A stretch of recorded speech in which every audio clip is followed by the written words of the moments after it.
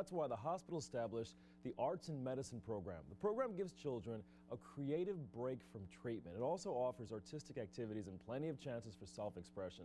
To help support the program, Houston artist Ron Bertram and his brother Ron have written a new book. It's called Celebrate Imagination, and it's 100% of the profits they receive from this book will be given to the Arts and Medicine program. And they're both here to tell us more. Thank you for joining us. Well, thank you for having us. Now, you guys are twins, so I imagine you have wonderful memories of what it's like being kids. But how did you, when you talk about writing a children's book to benefit children who are sick, where did you get the inspiration for it? Well, the inspiration really came from the fact that about 6-7 years ago, I started painting. And I'd never taken lessons, and within a year or so, I was being noted in Houston, and I had painted 100 or so paintings, and I thought, well, I'm going to give back is what I'm going to do. I'm a pharmacist by profession, so I'm used and very comfortable to being around children that aren't feeling too well. So this was my give back period, and so I checked around. I found some charities that used art as a healing tool, and I felt comfortable at Texas Children's, and Texas Children's Cancer Center has the Arts and Medicine program, and they invited me there to come monthly, and it's been going on now for 6 years or so. And over those years, at the beginning, of course, I never thought I'd have a book, but over the years, things happened, and this was something that had to happen. What about the program itself? I understand that so much of the profit goes to that program. You're a pharmacist. Right. What did you see when you walked and you met some of these kids? What did you see in their eyes, and how does art help them? Well, art helps everybody.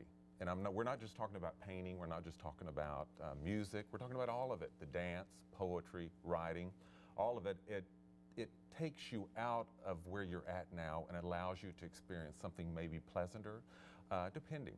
And what I found was that I could take a child that maybe had come with its PICC lines in, his or her PICC lines in, feeling horrible, and within a matter of 20, 30 seconds even, actually make that child feel so much better and forget about everything they were going through at the time. And this not only affects that child, it's going to affect their brother, their sister, their mother, their father, their grandfather.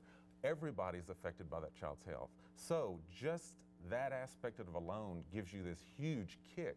And once you get used to providing such an event for a child, it's hard to stop.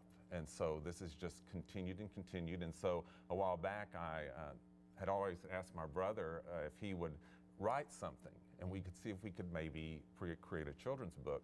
And what ended up happening was an art book, per se, that has snippets about the paintings to lead to imaginative conversation between adults and their children. And that's how it works. That process, I imagine, so it's a drug-free process. The irony that you're a pharmacist creating art that would help the mood of these children, that can take them away from the pain that happens when you undergo some pretty serious treatment. That's exactly right. And what you need, there's just a handful of scenarios that are so important to this. Bright colors, I mean, that attracts a child immediately. Unusual, iconic images like cats, fish. Okay, so what are we looking at over here? I see this. What is this? That is, you shouldn't ever ask an artist to comment on their own work or explain it. That's an image I did called Bookends a while back, but it's a very compassionate image. It's an end of the day image. It's a returning to the fold image. It's something that makes people feel good, so and that's what I hope. When you showed children who are sick this image, the both of you, did you remember what their feedback was? What did they say?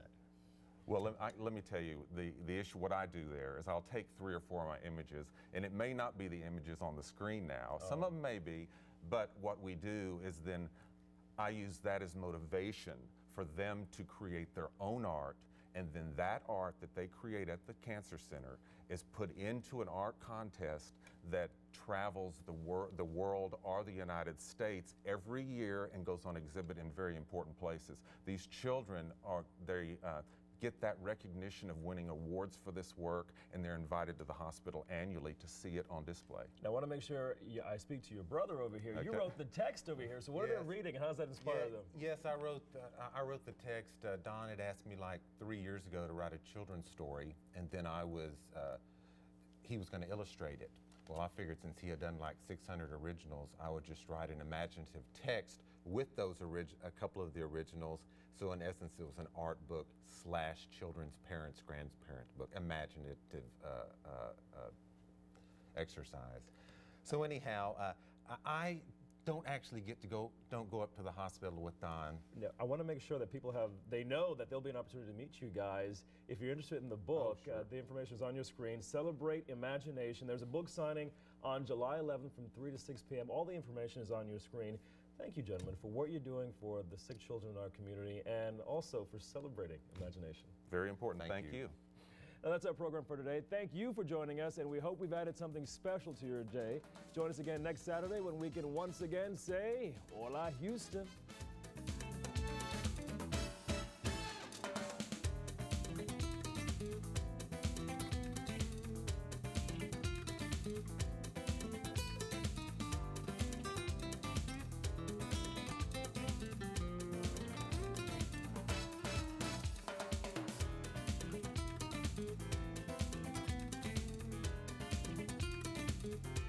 We're traveling the world, uncovering